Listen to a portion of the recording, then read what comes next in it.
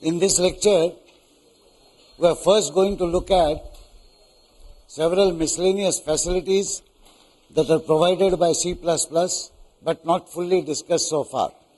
You might like to use some of these during your projects. I'm sorry, but there is still some discussion going on. Please understand that this hall is very audio sensitive. So even if you murmur, the noise reaches everywhere and it disturbs others. So could we start, please? Thank you.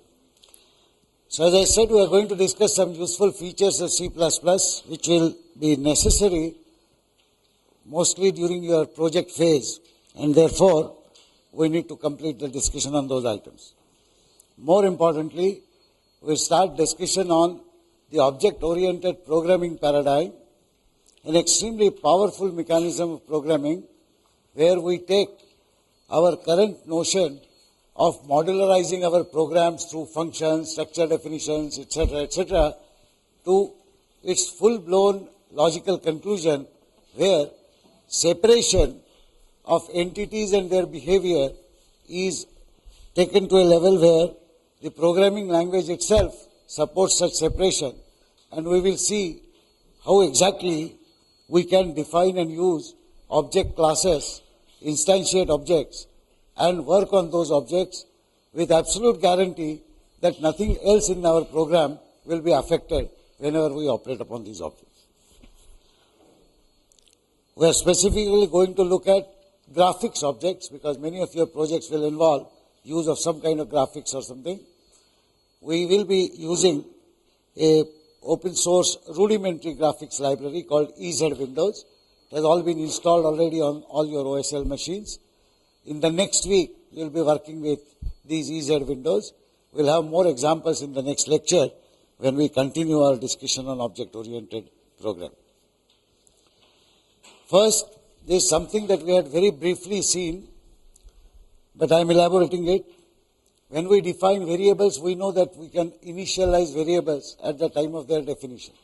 In exactly the same fashion, arrays can also be initialized. The array initialization is done in a peculiar syntax. So, for example, if you have a evaluated marks array of 5 elements, you can initialize all 5 elements by putting 5 values separated by commas in a curly bracket pair. So start a curly bracket pair 5, 5, 20, 35, 35. Please note that this is not an assignment statement. It can only be done when you define the array. So it is one-time initialization. Similarly, if you want to initialize, let's say, a character array with different characters, you can do so by writing, let's say, a char vowels 5 as an array and define these 5 elements. You can define an array without defining the size, in which case the compiler automatically takes the number of values which are given as initial set of values to be the size of the array. Alternately, you can have a large size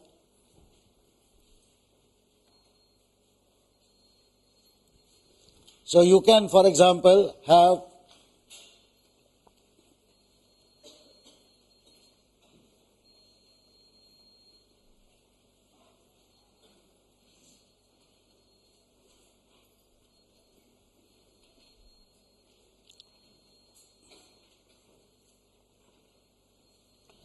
this is a perfectly valid statement. It does declare array to be of size 20. However, it initializes only 3 elements to given values. Based on the compiler implementation, the remaining elements may either be initialized to 0 or left untouched. There is one error in this declaration and initialization. Can you point that out? There is no syntax error, but there is a semantics error.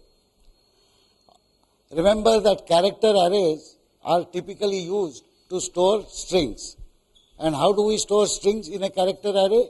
We put all the characters of the string and at the end put a \0 as a null terminator, because every valid string is required to have a null terminator. It is important whenever you use string functions like string compare, concatenate strings, etc. do you think that char vowels 5 is a correct declaration? What will be the impact of this declaration? This has 5 elements, 0, 1, 2, 3, 4. The initialization says put these 5 values in the 5 elements. Is there any space for \0? No. So, while this initialization is correct, please understand that it is not obligatory that every character array be used only as a valid string. It is required to be a valid string if you treat that particular array as a valid string in either function calls or anything else. But you can, of course, stuff any 5 values or 5 ASCII values in that. But generally, since a character array has a connotation of being a character string, which is null terminated, it is only proper that you put the array size to be 1 larger than the actual number of elements that you wish to, in case you want to treat this as an array. So you might want to make this as 6, for example, and put an additional \0 as an additional 6th character in the initialization. As a very special case, since character arrays invariably are used to store null terminated strings, the following initialization is valid and permitted. This initialization is that if you declare some char array, say line 80, you can say hello world, how are you, semicolon. This is initialization during definition. I again repeat, you cannot use it as an assignment statement anywhere else in the C program. Only when you define the array, you can give the initial value. In case you assign a double-quoted character string as an initial value to the array, the \0 is automatically inserted because C++ understands that you are trying to put a valid string there. Obviously, the size of the array should be 1 larger than the number of characters that you put. Of course, if you put in less number of characters, it will be null terminated at the appropriate point. Next, we revisit the way we define our structures and functions. Ordinarily, structures, functions would be defined as a part of our main program only. But in the last few occasions, we had seen that we could define the struct definition outside the main program, before the main program. We could define the function prototypes outside the main program, or even full function definitions. This is one example where I have defined a struct empinfo, which has 2 parts, integer employee ID and float salary. Then I have defined, just like I had a print student info kind of function last time, I have print emp data function, which has structure info type emp as the parameter. And for this emp.empid and emp.salary is printed out by this function. So it is merely a function. Whenever somebody calls it, it will print those 2 values. As I said, ordinarily I could write these just before the int main. I could write these even inside int main. It is perfectly fine. Okay. As long as I write this before defining anything. The function definitions usually precede int main. If I want to code the function definition at the end of int main, then I will have to give at least the function prototype here. That is the standard practice. So there is nothing new in this. Once we define it like it, we can use the struct info type to define a new variable, say E, assign values to E, and print that value, whatever. The issue is that suppose we are doing a group project and I want to use this struct info, but I am not the partner who has defined this struct info in this function. This has been defined by someone else, some other member of my team. Now that member of my team will define it in a separate file. How do I say that I want that file to be included when my program is compiled? Otherwise my program will not compile properly. I therefore look for a facility by which I could define these things somewhere else. So suppose my friend has created a file called emp.h. I do not want to retype the entire definition and everything. First of all, I may make a mistake. Secondly, why should I do that donkey work? Somebody else has done it already in my team. Suppose I ensure that this emp.h, I copy as it is. He mails it to me and I put it in my working directory. can I tell the compiler that, look, Baba, when you compile my main program, please include that emp.h file also before you start compile. If I can say that, it will save a lot of things. Then a group could depute one of the members to maintain the repository of several such .h files for whatever function definitions, structure definitions are required.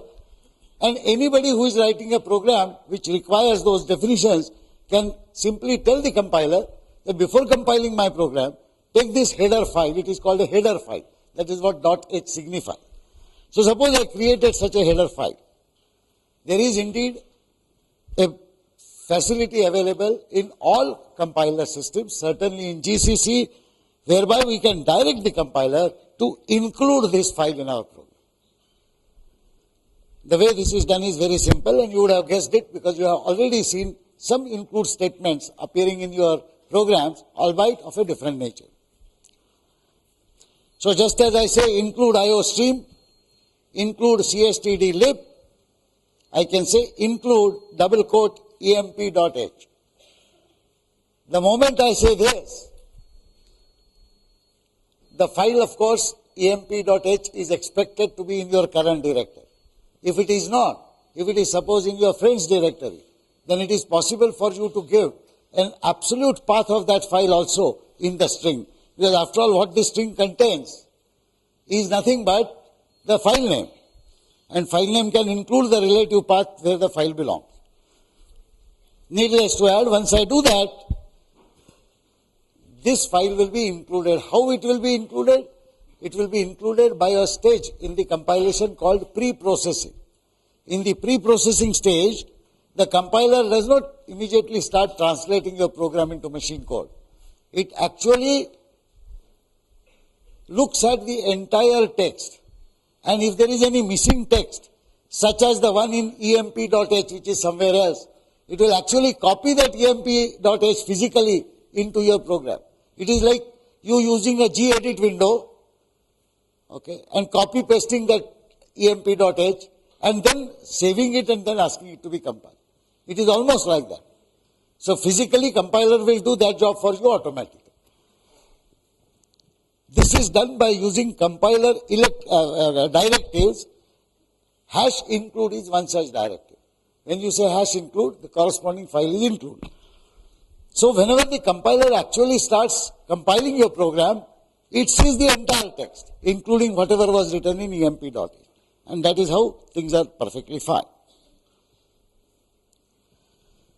There is still another alternate way. Suppose in my team project, the friend of mine who has written this emp.h, he not only writes the emp.h, student.h, something else.h, giving the definition of the structures, but he does something smarter. He has written, let's say, 20 functions which operate upon these structures, like print employee info, print student info, update student's mark. What he is worried about is that if people have access to the source code of those functions, somebody may be tempted to make some small change in the function. Now, if 5 members of the team make 5 small changes in the functions, ultimately there will be no single definition available. Therefore, he says, I will give you the structure definitions because that you need in order to understand what is the prototype definition of function, what are the structures, etc. But as far as the actual function code is concerned, I will not expose that to you. Instead, I will compile all those functions and keep them separated. Is that feasible? We are not talking now of a preprocessor directive which can get the entire source code from emp.h or such files and include it for compilation. He is going one step forward. He says, you write your program, you compile your program, but after you compile, somehow make sure that your compiled program and my compiled functions are linked together, so that when you get a.out file, it is a total file containing compiled versions of everything. That way you will save some time because you don't have to recompile the functions which have been compiled. After all, the same functions are going to be used by all 5 members of the team. So if functions are written by someone else and have been already compiled and are kept elsewhere, they are kept as a library. The example that I gave you is a small scenario where a group of 5, 6, 7 people are working on a project. In larger life, such functions are written constantly by many people in the world. As a matter of fact, there is no programming language which permits you to write effective programs well without a group of people having written a large number of functions and kept them compiled somewhere. Imagine our own plight. Suppose you want to do some mathematical computations. You have to calculate sin theta, cos theta, tan theta. You remember a library called CMath? When you say include CMath, somebody who has written these functions, sin, cos, log, etc., they are all suddenly available to you. Is the source code getting included? No. What that somebody has done is, that somebody has compiled all these functions, kept them somewhere as in the form of a library of functions. So somewhere, you should be able to tell the compiler that as far as header files are concerned, include them in my program. As far as these compiled versions are concerned, first compile my program, and the compiled version you link it to that particular function. So this is what we need to do whenever there are functions which are pre-compiled and kept somewhere else in a library. Even if the functions are kept in the library, please understand that the prototype definitions of those functions must be included during my compilation. Otherwise, compiler will not understand. When I say sin of x, if compiler has no clue what function sin is, what parameters it requires, floating point, fixed point, etc., it won't be able to compile. So even though people have compiled these functions and kept them in separate library, in the library also there are two separate components which are to be maintained. One component is a text header file, which may have definition of types, structures, etc. And it will also have prototype definition of all functions which are later on available as a separate compiled file. So when you say include CSTLib, for example, or include CMath, two things happen. During the pre-processing phase, from that library, the equivalent text header files are picked up and brought and put together in your text file so that when you compile, compiler knows what it is. And finally, at the end of compilation, those pre-translated functions are linked into your program. It is therefore important for us to understand the compilation process in a slightly detailed fashion. So what do we do ordinarily? We use a command C++ myprog.cpp. All of you are familiar with it. What happens? It creates an executable file a.out. And then you say /a.out, your program gets executed. It appears to you as if it's a one-step process. C++ myprog.cpp, flash comes out a.out. That does not work like that in real life. In real practice, the compilation process is a multi-stage process.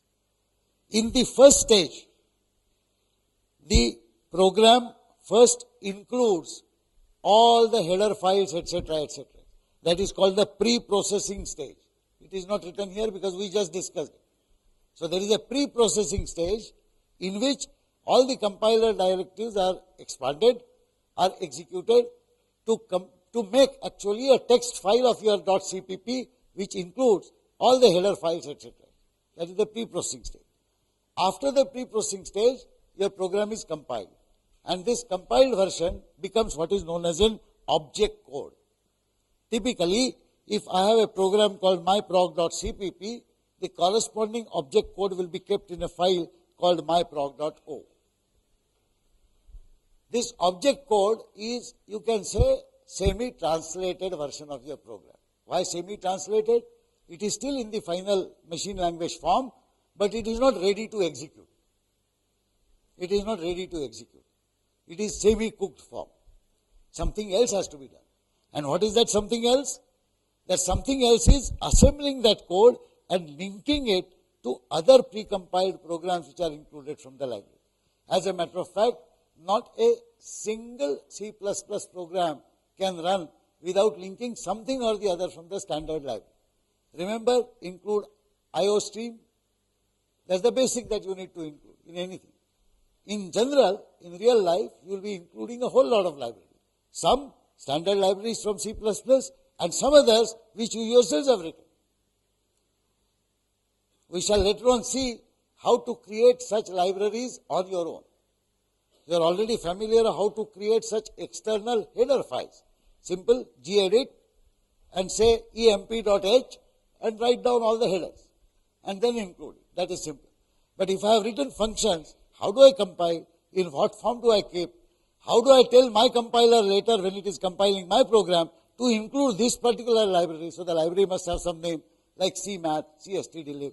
I may call it cmylib or whatever. Okay. Incidentally, it is not necessary that we always use only a.out as the output file produced by the final stage of the compilation. I can give it any name that I wish. Indeed, professional programmers never work on a.out for a simple reason that at any one time, you may be working with 5 or 6 different programs. You might want to keep all 5 or 6 compiled. So that you run one, then immediately run another, then test third. Remember that if you run one and try to run another, that another does not have any a.out because it has been overwritten by the latest program that you have compiled. There can be only one a.out in your file. So it would be nice if you compile your programs always to produce the equivalents of a.out for every program that you compile. And the easiest thing to do that is to give this command, C++ myprog.cpp -o. -o stands for output. The final output that you create should not be a.out, but should be, let's say, myprog. The extension is immaterial, by the way. A.out is only a ease of way. Somebody standardized on a.out. So it need not be myprog.out. It is not necessary. Any name you can give. It is customary to give the same name as the name of the program. For the simple reason that all programs that you will write will have unique names. And therefore, if the same name is given, there is no confusion that is possible. So is this clear how the compilation process works?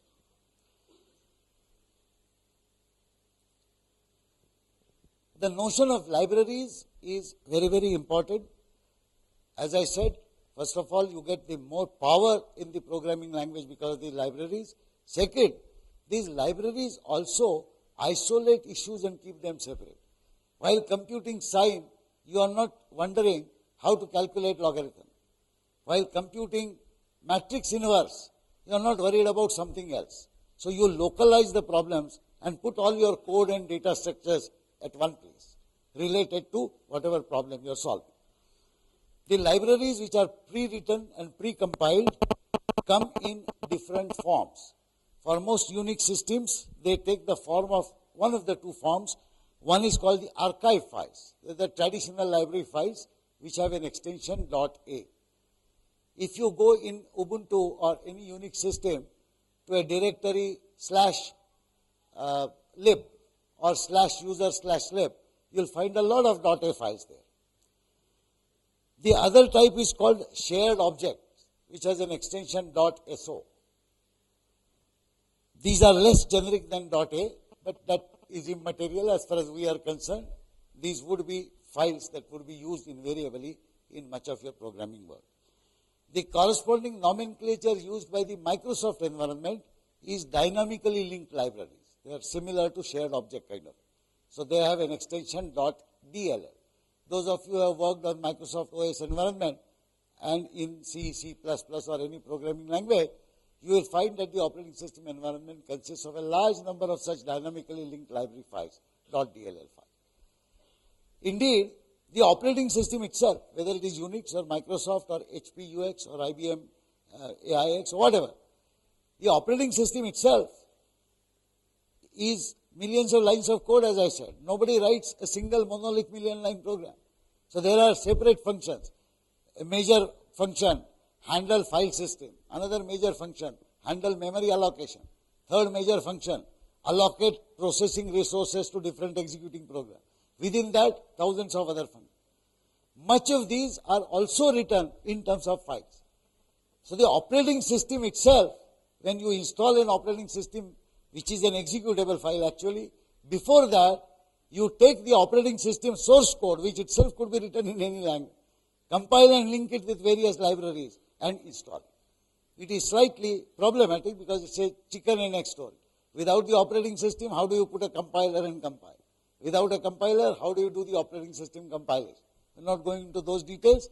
Suffice it to say that libraries constitute 90% of the power of computation that you get when you express yourself in any programming language.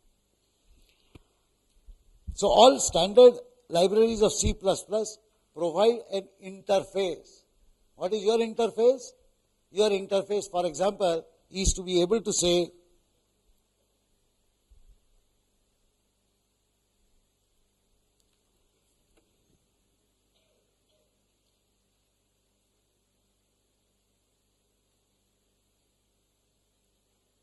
when in your program you write such a statement, you are using an interface called SIN, in bracket parameters. A function called methodology is nothing but an interface. Somebody else has written that function and he is telling you how to use that function. So whether a function has 1 parameter or 20 parameters, how the function is invoked is all depends on how the function is written. This is how you get the power. So you write your own programs. In addition, you use programs written by others through a programmer's interface. Libraries provide such programmer's interface. Such interfaces, by the way, whereby you can call other functions or call other things, are known as APIs.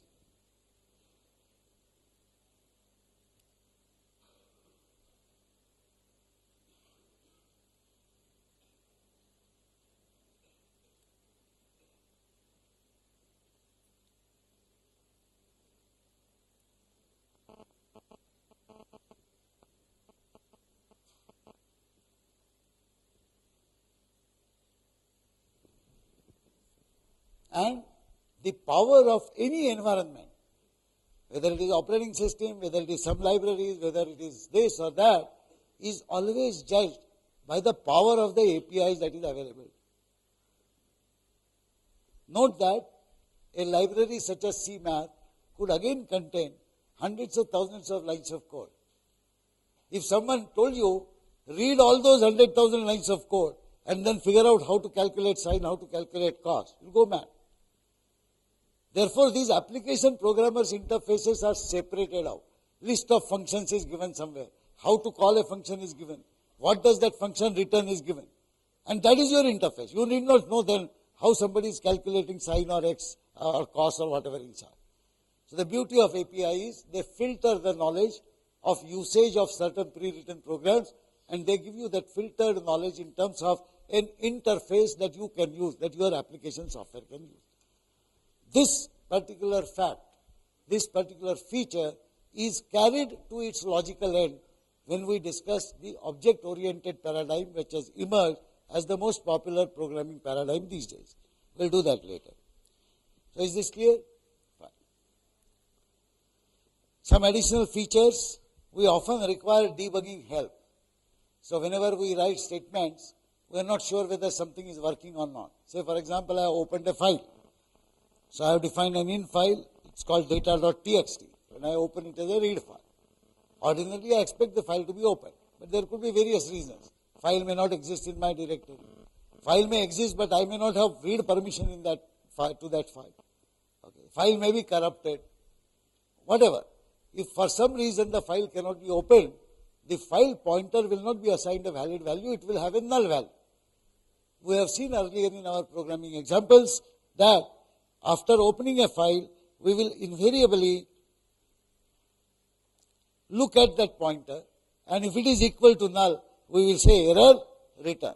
So we terminate a program.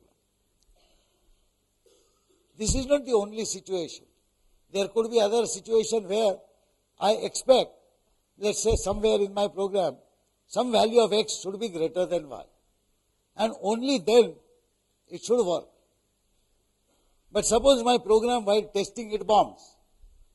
And I don't know what is happening. So what I will say, if x is not greater than y, get out. I want x to be greater than y. If that assertion is wrong, I want to get out. But while getting out, I want to print an error message where something has gone. I might create such 20, 30 debugging exits that something goes wrong, come out. However, once I get a hang, I find out, oh, I made a mistake in this logic here, that's something there, etc., and correct the program. I would not like such arbitrary error handling messages to remain there in my program. But on the other hand, when I return once, I compile, they will always be compiled. I have two choices. A, physically remove all of those. Or B, comment all of those. But suppose I comment 20 such messages.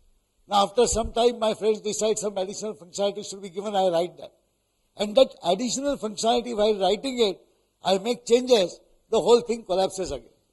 And I want to again start debugging.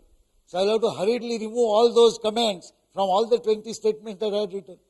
That will amount to too much of unnecessary work. There are multiple facilities in programming languages which permit you to write such debugging code, but automatically tell the compiler that if I am satisfied with the status of my program, don't bother compiling this statement. But if I tell you I am not satisfied, please compile and execute. One of such features is called the assert library. The assert library is a macro. We shall study more about macros in the next class. It's a useful diagnostic tool. In order to use this library, you have to include a special library called CAssert. So in your include statement, if you say CAssert, the assert provides the same functionality in a compact form. I can, for example, write assert in file equal to f open something not equal to none. Assert means I am stating an assertion. Assertion is I believe this is true. What do I believe to be true? I believe that whenever I open this file, it will be properly opened, and therefore it will not be a null pointer. So my assertion is this pointer is not null. There are two possibilities. One, the assertion is true, in which case I want to continue. Second, the assertion is false. That means the file was not open. In which case I want to do what I did earlier, print an error message and get out. That is exactly what the assert statement does. So if this assertion turns out to be false, an error message is given. It is not set out onto your std out, but it is put on stderr. You will remember we discussed the OS environment and we said every time your program is executed, it gets three files attached to it. One stdin for keyboard input and the other std out and stderr, both of which go to terminal. So actually when you see an output coming on the terminal, you cannot figure out whether this is coming from std out or is it coming from stderr. You will see both of that coming here. But in case an assert statement fails, you will come to stderr. The advantage of stderr is as follows. You remember we discussed file redirection. I can say execute this program greater than some file. So all output goes there. That greater than applies to std out. If I have an assert statement, my errors will still come, error messages will still come on my screen. They will not go to that file. Pure output will go to that. So I can sort of separate out these two. There is one problem with this statement. Okay, first let us discuss. Suppose I have such 20 assertions in my program, not necessarily related to phi. As I said, I want to assert that x should be greater than y at this point. If it is not, I want to terminate the program. Somewhere else, I want to do some other complicated test, any condition. You say, I assert that this condition is true. The assert statement will check that condition at that point in time, and if it is false, it will give an stderr message. That message is, by the way, quite comprehensive. For example, in this case, suppose this is a statement in line number 12 in your main program, the output will read something like this. In a.out, int main, line 10, colon, assertion failed, and then it will write the entire condition that you have written. You can very easily see where a problem has occurred. In a 500 line program, you can very easily see. Now, as I was saying, suppose you have cleaned up your program, no mess there, everything is working fine. Now you don't want these assert fellows to be implicated because you have taken care of error handling in some special fashion.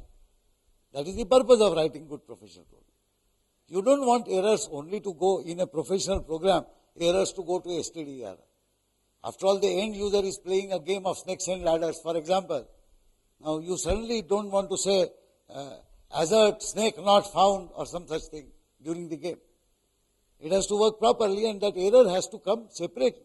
And that you would like to give a proper error message even in case the program bomb, which says that, sorry, my dear friend, your original definition of snakes and ladders is not proper, because there is a snake where a ladder ends, and there is a ladder where that snake ends. So I have detected a loop. You'll keep moving around perpetually in that board, nowhere going up and down. So when I detect such error, initially during debugging, I could have used that hazard state. But later, because I am getting into an infinite loop sometime, but later on, I would have handled that situation separately. I would like to suppress this error. To suppress all hazards in your program, there is a simple mechanism. You can include another macro definition by using a word #define ndebug. Ndebug means no debugging. Remember, I told you an error in a program is a bug. Removing that bug is called debug. So when I say no debug, then even though hazard statements are there, they will not be compiled by my compiler, because I have said no debug. Of course, I must state that before the inclusion of C hazard. There are many other facilities. There are actual debuggers. One debugger we will discuss in the next lecture, whereby you can actually execute your program step by step.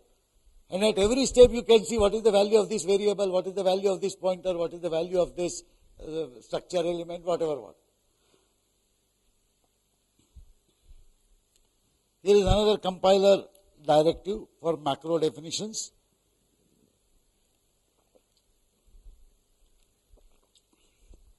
Consider this: #define max size 2000. Here, I am not declaring a variable, and I am not initializing a variable. Far from it. Instead, I am declaring what you may call a symbol, which is MAXSIZE. And I am declaring a token, which is supposed to be the value of that symbol, which is 2000. This is a pre-processing definition. This definition is handled at the pre-processing level. What the compiler does is that it works as if you have opened a gedit window, and in that gedit you have said find and replace. Max size, find max size, replace by 2000. Physically, wherever max size appears in your program, it will be replaced by 2000. It might appear, for example, in your program where you have said emp id max size. Remember what I had said time and again? You cannot declare an array with a size which is not pre-known. Therefore, you cannot say emp id, say size, where size is itself read as an input, because that input will not be available unless the program is executed. So that is wrong. Why it is right here? It is right here because before compilation itself, MAXSIZE would have been replaced by 2000, because that is what this definition says. Why is this important? I could have written it 2000 itself. This is important for the following reason. I might, later on in my program, I might have an iteration which says something like for I equal to 0, I less than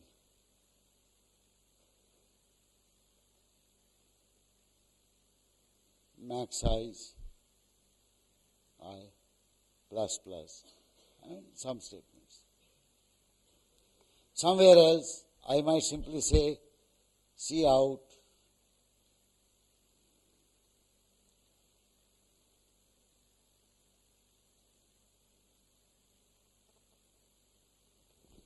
So you see, the size of an array is an important component which may be used at 10 different places in my program. Now imagine that for some reason you decided that your array should be 200. Size should be 200. Then what would you do? You would declare your array to always say int emp id 200 for I equal to 0 to 200, less than 200. You won't, of course, print because 200 is known.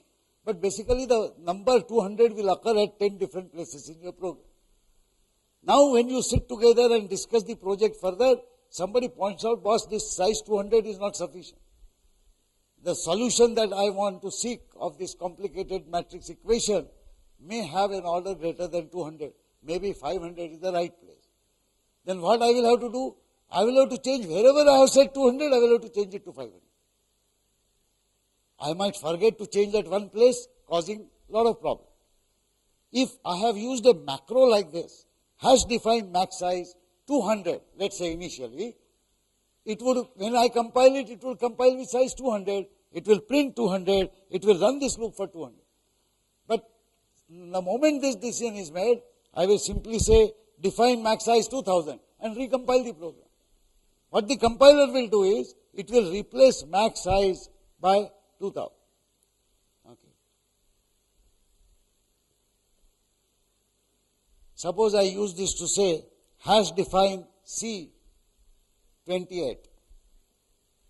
Wherever C appears, C will be replaced by 28. You have to be very careful with what symbol you define and what you replace it with. The defined symbol should be uniquely identifiable. Otherwise, something very funny could happen. There was I don't know whether I shared this with you or not, in the SQL programming language, somebody wrote a program to find out whether the customers had in their description of where they are, let us say, members of something, whether they are members of any public limited company. So somebody searched for a string called public. Okay. What he wanted to check was whether members have LIC policy.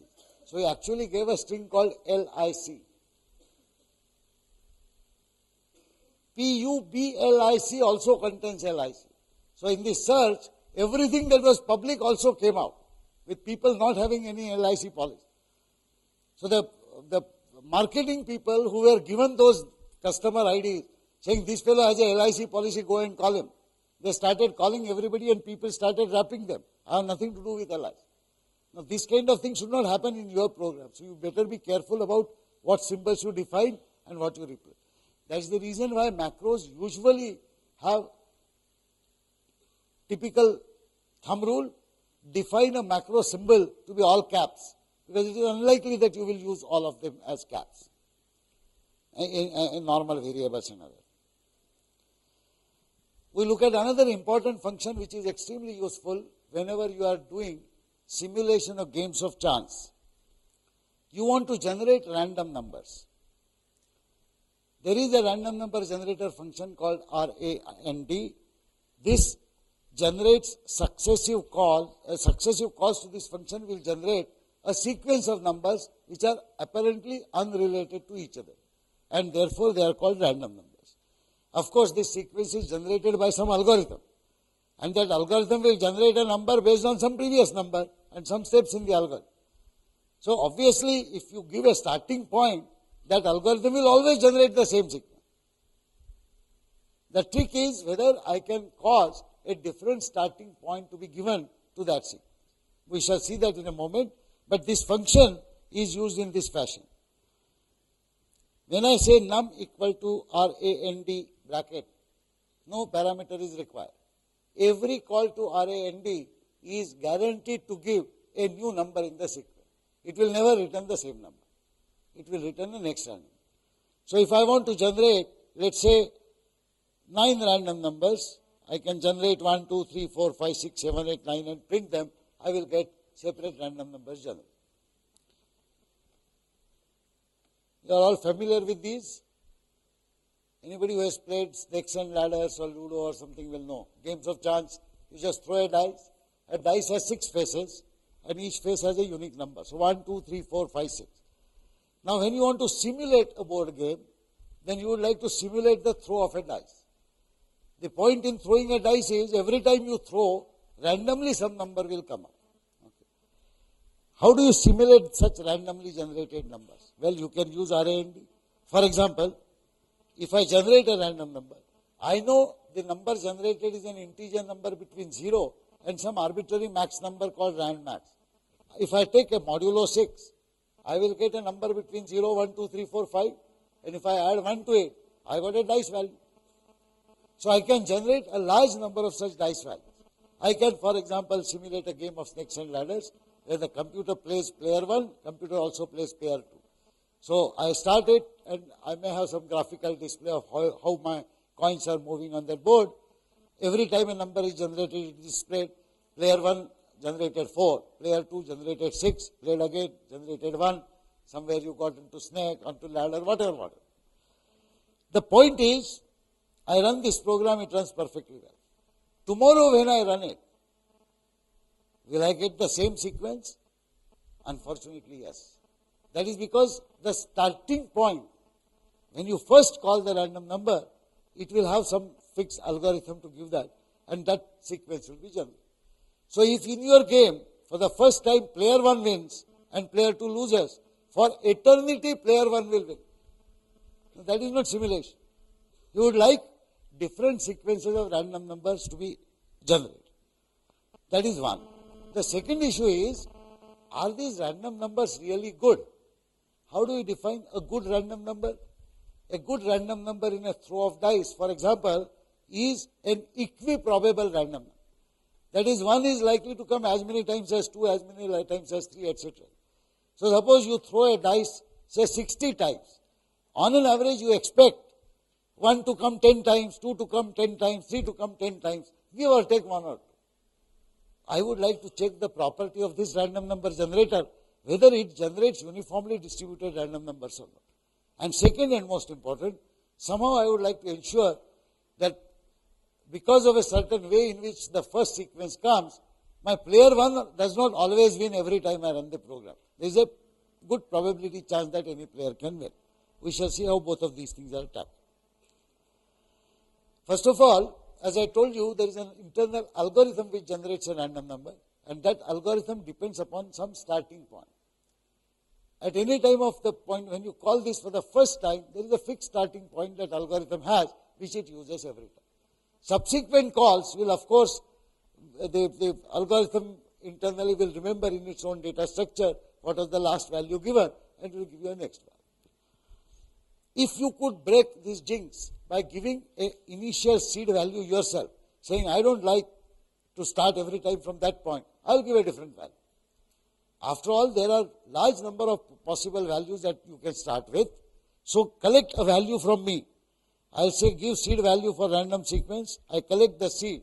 How do I inform the random number generator that I want you to use this as the seed value? There is another function called srand, which is like saying set the seed for this random number generator. So when I call srand, I have to give a parameter, which is a number. And this is the number which will be used for random number. Subsequently, when I generate dice values, I will get a sequence which will be initiated by this seed. Every time I run a program, I give a different seed, it will generate a different seed. Anytime I run a program, giving the same seed, I am guaranteed to generate the same sequence that was generated last time. Yeah. Sorry? No, the rand function, as we saw earlier, it is guaranteed to generate a value between 0 and rand max. That is the internal limit. It will never generate anything other than that. And the rand underscore max, which is a predefined variable, like those emp.h, so something like that, when that library is included, that rand underscore max comes out. You can actually print that value. It's a large positive. So all random values is generated between 0 and 1. How do you generate negative values if you wish to? Yeah.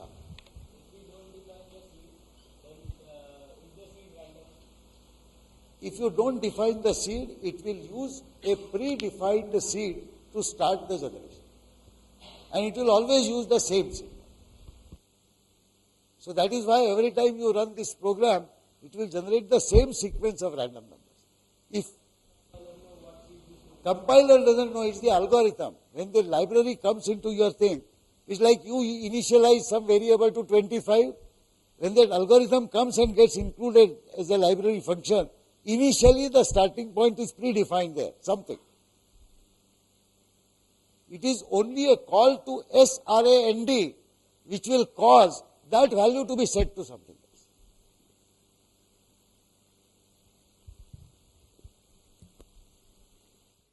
Only one hitch here.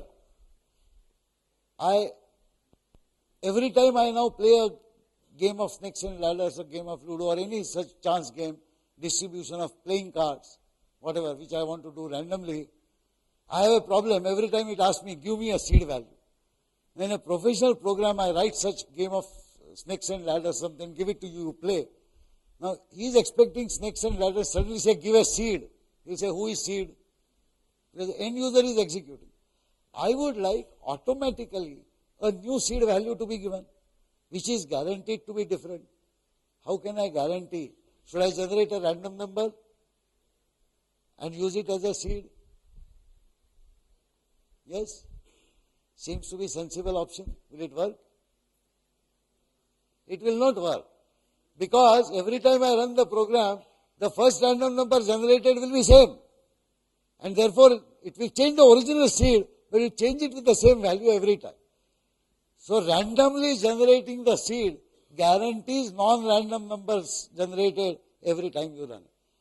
I need to give a seed which is dependent on something which changes.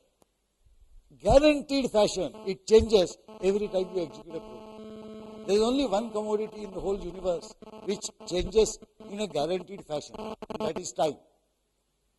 Time always goes ahead. Even if I run the program now and immediately run it in 2 seconds, 2 seconds have elapsed. Nobody can stop that. How nice it would be if I could somehow get the time of the day today and say use this time. Of course, every day the time recycles from 0 to 24 hours. Suppose I say time of the year. Again the year will recycle. Next year again somebody will get this. There is a mechanism. Every computer system maintains what is known as a real-time clock inside the computer hardware. That real-time clock is usually set to current date and time. From that real-time clock, which is managed by the operating system, any programming language can make a function call through an API called a system call and say, give me the current time. If I could get the current time, then I would be able to use that as a seed value, provided I appropriately convert it into integer if it is not an integer. Apparently, such a facility exists. The value of time is available in another set of libraries called ctime. So, if I include ctime, then there is a function called time. Time can be invoked with different parameters to give different things. Fundamentally, if time is invoked with a parameter value 0, then it returns a large integer, which is the number of seconds that have passed or elapsed since midnight of 1/1/1970 Greenwich Mean Time. Somebody decided Greenwich Mean Time 1/1/1970 is the base date. Now from then seconds are passing. Large number of seconds have already elapsed. As we speak, more seconds pass. Anytime you make a call at time 0, it will return an integer saying, at this juncture, so many seconds have passed since 1/1/1970. You agree that this number will be different anytime you execute the program, except in one peculiar case. The real time of your computer has got stuck. It is not running. So every time the operating system cannot tell you time by looking at a watch. It will make a call to this real-time clock. Suppose the battery has gone kaput. You might have seen, some of you might have noticed that when battery of the real-time goes kaput, when you boot your system, you will typically get today's data as 1/1/1980 or some such thing. What it will mean is time 0 will always return a fixed number of seconds. But in more self-respecting computers, where batteries are working properly, you will get a normal real time. In all your machines in the lab, you will get a normal real time. If you therefore say SRAN time 0, this time 0 will go to the clock and get time in seconds from this point, and that will become the seed value, guaranteeing every time you will generate a different sequence of random. Is that clear? In the process, you also learned the call for time. For various purposes, you can use it in your program even other way. It is not uncommon, for example, for people who write very large computational programs to find out how long a particular portion of their algorithm is taking. Let's say you are inverting 500 by 500 matrix. So somewhere before you begin that inversion process, you can say time something and print that time or store that value somewhere. Execute that part of the algorithm, again call time. And then the difference between the two will tell you so many seconds were required to do this computation. As a matter of fact, you remember we had seen a operating system command where we say ./a.out. Instead, if we say time ./a.out, it will print 3 different times, execution timers. Where do those times come? Operating system also makes a call to this time and gets the values. Okay. Yeah.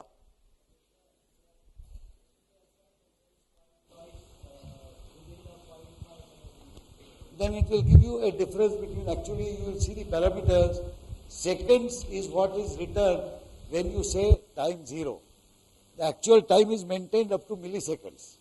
So you will be able to get up to milliseconds if you set the parameters right. Generally, for this kind of thing, where we are talking about simulation and we are talking about generating a new sequence, every time you execute a program, it is assumed that within 1 second you will not re-execute it. But if you want to go to that level of granularity, it is possible, because the time command actually is capable of giving you year, month, date, hours, minutes, seconds, and milliseconds. So you can go up to that granular. Yeah. Unsigned in nearly doubles the capacity of a 32-bit location. If it is a signed in, the maximum value is 2 to the power 31 to minus 2 to the power 31 minus 1 to the power minus. But an unsigned in is 0 to 2 to the power 30. So it gives you a slightly larger for a 32 bit. If you have a long int, it will be 64. So wherever, and also wherever you require only positive integers to be used, you generally use unsigned int. For example, unsigned int of 1 byte is used to represent pixel values, which are known never to be negative. So that is the objective. Say, sorry? This is the utility, that you are guaranteed to use only positive numbers. So in 1 byte, you can actually keep values between 0 to 255. But if you had that as a signed representation, you can keep values between minus 128 to plus 127. And therefore, if you are going to keep only positive values, you suddenly limit yourself that you cannot store more than 127 positive values, 0 to 1. Whereas if you use unsigned, you have the full range, 0 to 255. That's the difference.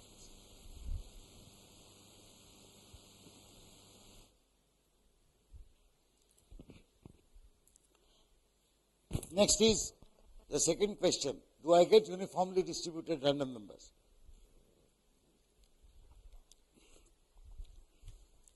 So here is a program. It sets count 6 elements.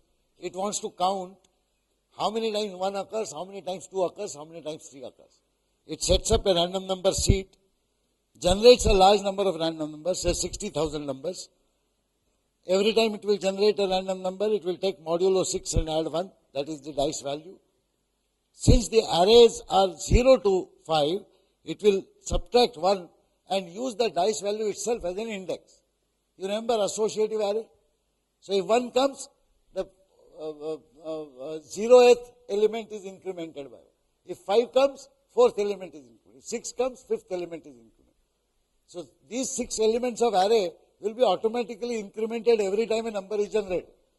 At the end, when all 60,000 numbers have been generated, you would expect each one of them to be roughly around 10,000.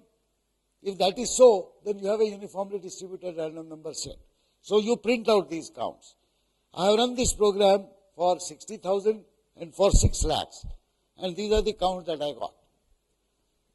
Depending upon when you run this program, you may get a different count, because remember, seed is set to time 0, and therefore every time there will be a different sequence of random. So you look at it first time, 9,885, 10,000, 10,135, 9,992, 9,999, 9,896. You will agree that roughly it is uniformly distributed. You run it for 6 lakh, you would expect every number to be 1 lakh times coming. It is 99,716, 1 lakh something, 99,000 something, 99,000 something, 1 lakh something. Again, this tells us that the C++ random number generator is reasonable. This also tells you that professionally, when somebody gives you, saying that I have a very good random number generator, you might want to run such tests quickly to ascertain whether the random numbers generated are truly uniformly distributed or not. Because these are not strictly random numbers, they are called pseudo-random numbers since they are generated by an algorithm. Later on, some of you will work on stochastic models. Okay. Stochastic models are useful not only in engineering systems, but even in financial systems. Models which determine, the flow of funds in large economies, stock market models, share price models, variety of things. Okay. So these stochastic models require you to use what is known as queuing theory, where certain events that occur, they arrive as per certain probability distribution. And mostly those probability distributions are not uniform probability distributions. Those could be, they are called Poisson arrival, exponential arrival. So basically different types of distribution. It is possible to map the arbitrary type of distribution function of random numbers onto a uniformly distributed number, generate uniformly distributed numbers, and convert them into a sequence which actually has a probability distribution something else. It's not the topic of the discussion here. I'm just telling you that such things are feasible, and that is why the random number generation becomes a very, very important point in any kind of task that you do random sampling. Yeah. Yeah, sure.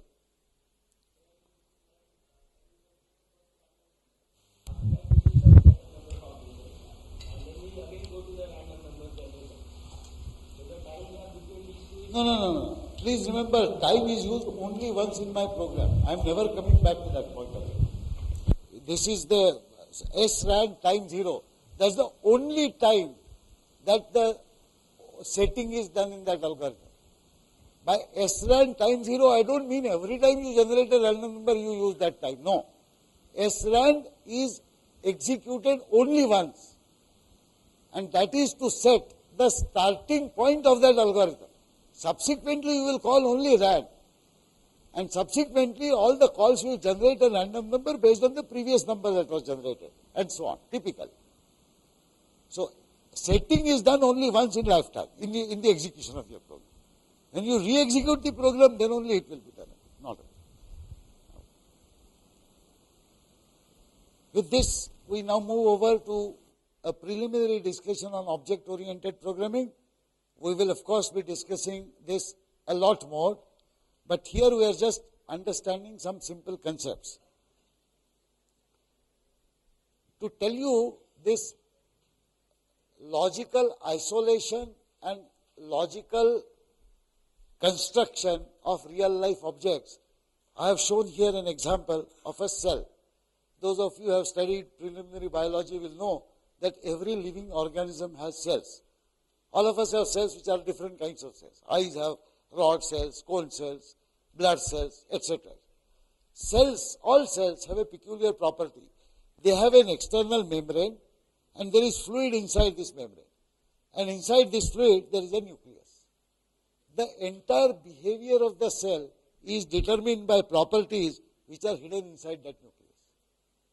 The interaction between this cell and other cells happens only at the membrane level. There is no way any external entity or any other cell can find out what is there inside the nucleus.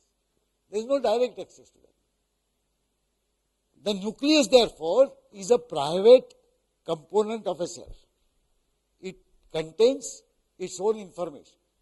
How does the cell interact with the other cell? Well, when the cells interact across membranes, and the modeling that human beings have done on that is to say that a cell sends a message to another cell. For example, take human mechanism of sending a signal. Let's say I want to open my hand, the brain will pass a signal by which perhaps the cells are being instructed to expand. So all cells will follow that. The message is going from some mechanism through those membranes. But the actual expansion is happening because inside the cell, the nucleus has decided to do something such that the fluid expands or whatever. This is how nature has provided isolation as well as segregation of activities. Compare that with our programming paradigm. In our programs, Originally we started by saying define variables arrays and then read some values, compute something, print something. When our programs became larger, we realized that, oh, I have defined this 38 variables, 22 arrays, and I am doing something with this here, something with that there, etc., etc. It is becoming clumsy for me. Then I realized that suppose I am handling, let's say, student data, it would make far more sense for me to define a student.h5 or a student info data structure and then define members of that data structure such that when I operate, I am not operating upon arbitrary variables, but I am operating upon those components of a student, and I know I am changing the student's marks or I am changing the student's hostel room or something like that. So what I have done? I have achieved two things. A, I have sort of isolated student from rest of the information that is there in my program. B, I am now very sure that whenever I say student.marks equal to 28.5, then those marks are not being assigned to somebody else. It is being assigned to a particular member student of a group. If I consider a student to be a cell and all students to be a class of cells, then I am trying to do exactly what I was doing here. Except there is one difference. My data structures might be separated out, student, employee, this, that. But my program structures, the behavior of the elements of these student structure, etc., are filtered all across my code. I can do anything anywhere. And I can do it any which way. Somebody can change that program to say grade is equal to AA. Everybody will get an A grade. There is no safety in that mechanism. Whereas in a cell, I cannot know how to, let's say, make significant changes in the nucleus of the cell. The only mechanism I have is, I can pass this message and cell will react like this. Beyond that, I have no control. A similar paradigm in programming has been prepared, has been created, understanding that objects are independent entities, each of which has properties and behavior. And similar objects form a single class, such as a class of students.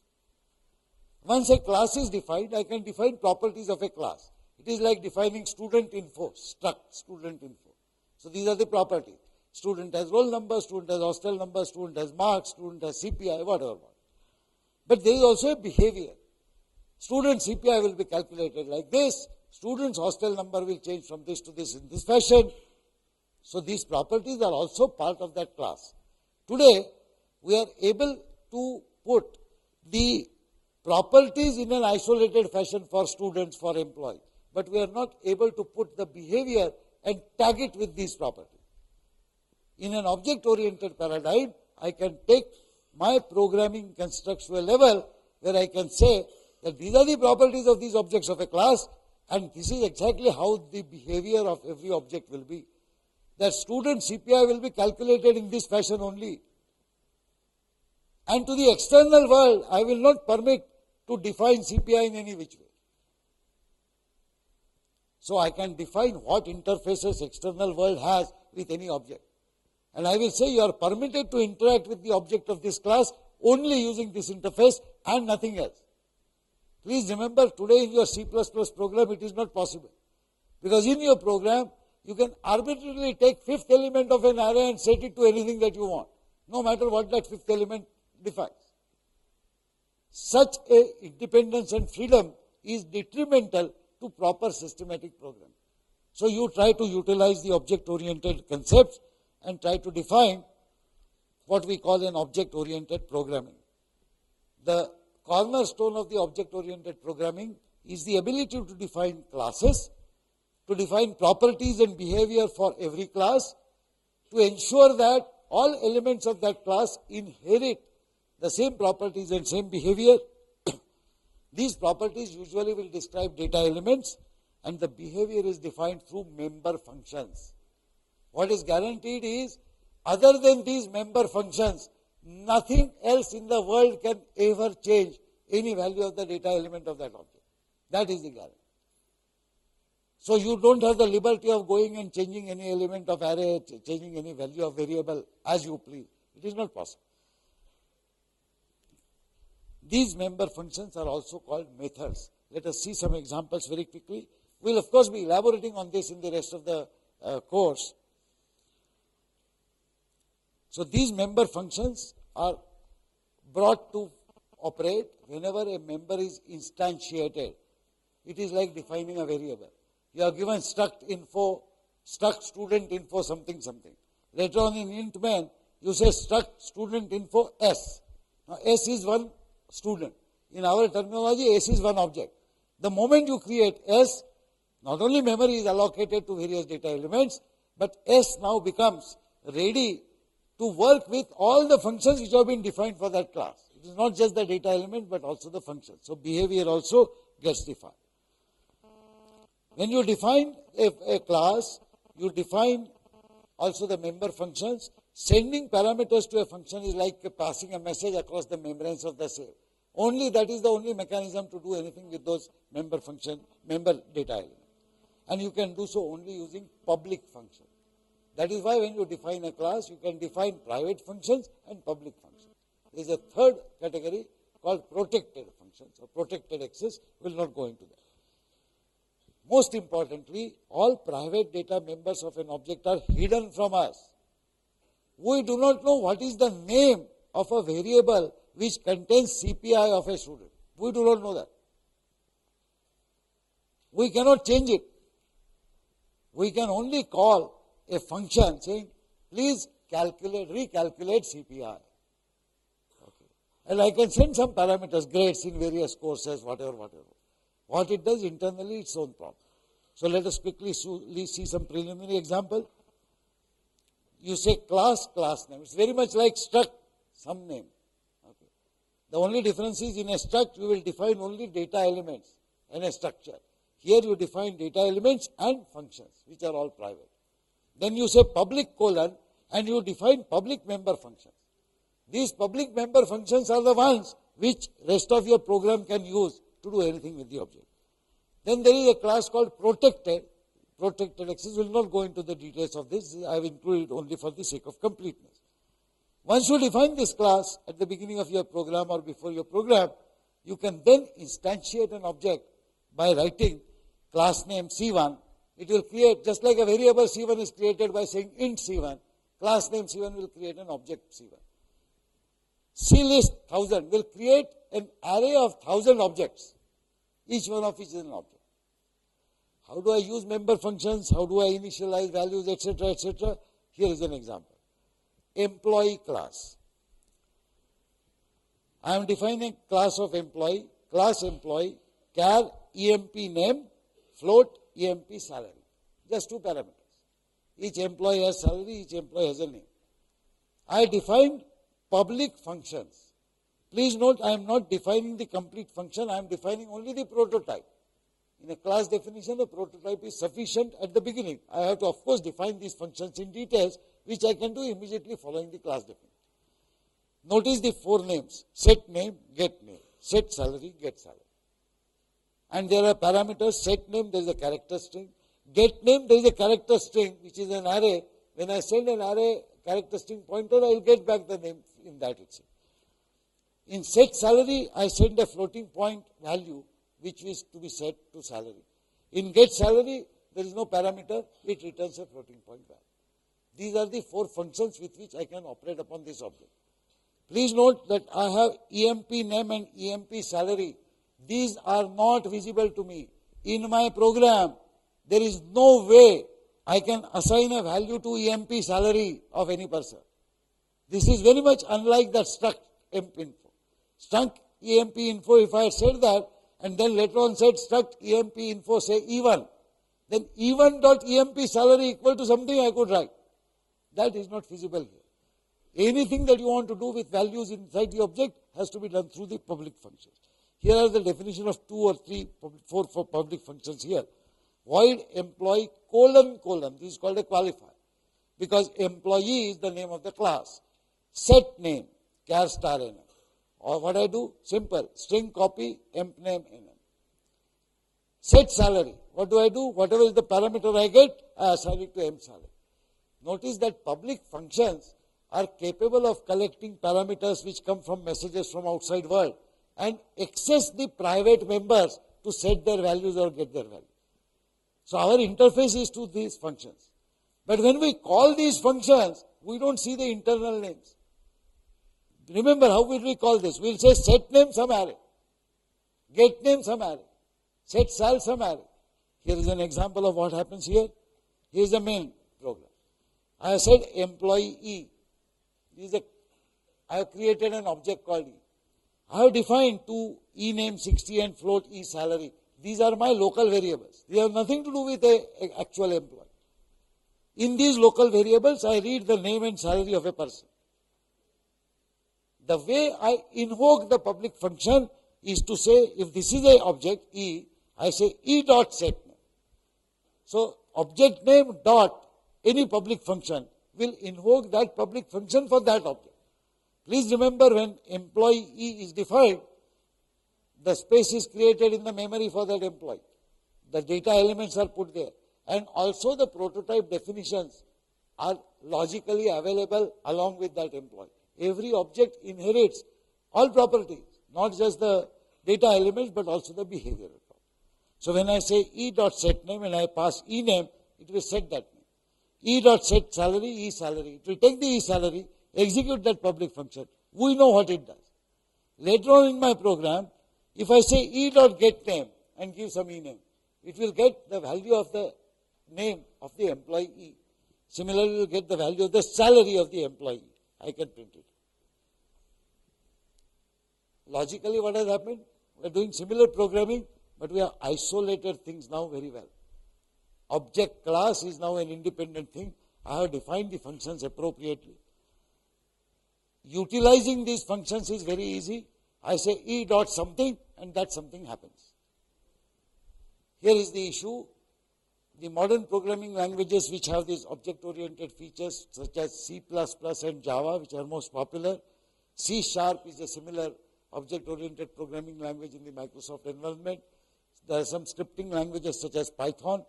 Object-oriented programming is not new. In 60s, people have thought of object-oriented programming without naming it like that when they were working on artificial intelligence problems and had defined a programming language called Lisp. Subsequently, there were languages called Modula. There was n number of other programming languages. But today, object-oriented programming has become the mainstay of professional programming in most cases. I will just take 5 more minutes to tell you about an interesting class library. So far we talked about function libraries. In C++, actually you have class libraries apart from these function libraries.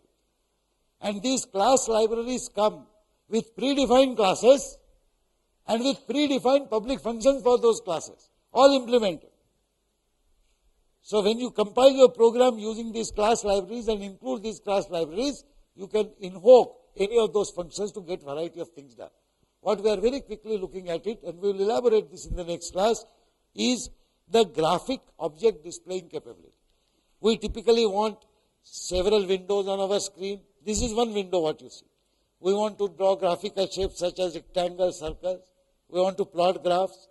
We want to show bitmap images, okay, like the ones which we saw earlier.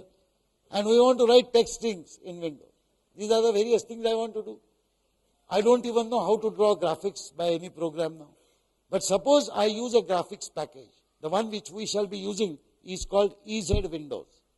It contains several classes here. For example, this is one basic thing called Windows class. So if you use a Windows class, it is possible for you to define a window on the screen. What you see in the white is a window. It has 2 parts. A title at the top. Now if I want to create a window, I don't write any graphic program. I have to call a member function. What will I have to send as a message to that member function? Various parameters. Which are the parameters? First of all, where this window should be located. So I will need to say, what is this displacement and what is this displacement. Please note that the origin is always leftmost corner of an object and the XY coordinates work in a funny fashion. Y increases downwards. That is the method that EZ window uses. So I will have to specify these two things. Let us say I call this some x naught, y naught and x naught. Then I will have to give the coordinates, say height and width of the window. And I may have to say what I want to be written here. Say I want to call it my window. So 5 parameters.